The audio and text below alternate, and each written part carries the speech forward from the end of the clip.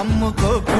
వచ్చింది టైము నీకు ఓటు వెయ్యడానికి, వచ్చింది టైము నీకు ఓటు వెయ్యడానికి, నిజమైన నాయకుల్ని నిర్ణయించడానికి.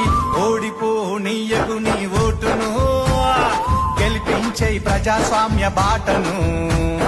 గట్టిగా పోనీయకు నీ ఓటును, పోదాం పద పోలింగు బూతుకు. చలో